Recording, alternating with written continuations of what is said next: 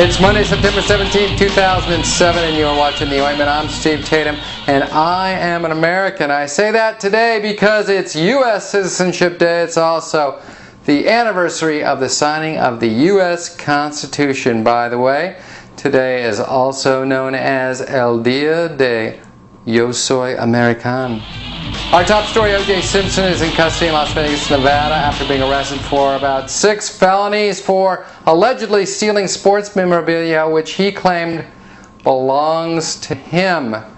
And what O.J. fails to realize is he shouldn't have taken that stuff because what's stolen in Vegas stays in Vegas. O.J. is being held without bail, which totally robbed him of his opportunity to engage in his traditional pre-arrest slow-speed chase. President Bush has announced his candidate to replace Alberto Gonzales, the Attorney General. The man's name is Michael McCain. He's a retired judge from New York State, and President Bush has gone out on a limb. He's engaging in a very radical strategy for him. Apparently, this guy is well qualified. Mike Gravel, who's running for President of the United States, has said that Americans are getting fatter and dumber. Well, we know at least one of the candidates is watching America's Biggest Loser. In show business news last night, of course, the Emmy Awards, and they were a very long broadcast. You know the show's long because along about the third hour, Britney Spears gave birth, and she generally doesn't do that except in the really long shows. Al Gore came up an Emmy winner last night for his creation of Current TV, his TV network which allows viewers to create their own programming. And it makes you wonder how things might have been different had Gore been elected president instead of Bush. Maybe we wouldn't be at war.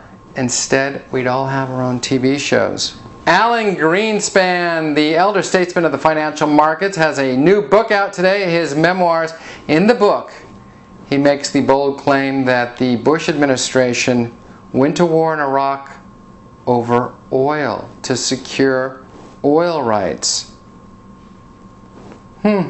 Shocking. Speaking of oil, Senator Ted Stevens of Alaska is very cozy with the oil companies, and in particular VECO, V-E-C-O. This oil company apparently sent workers to Stevens' home to remodel it. Not only did the oil company remodel Stevens' home, they also remodeled his policies. And finally, an interesting political note, Senator John McCain, who is listed in many official biographies as being an Episcopalian, told a Baptist crowd over the weekend that he's not Episcopalian, he's in fact Baptist, just like they are.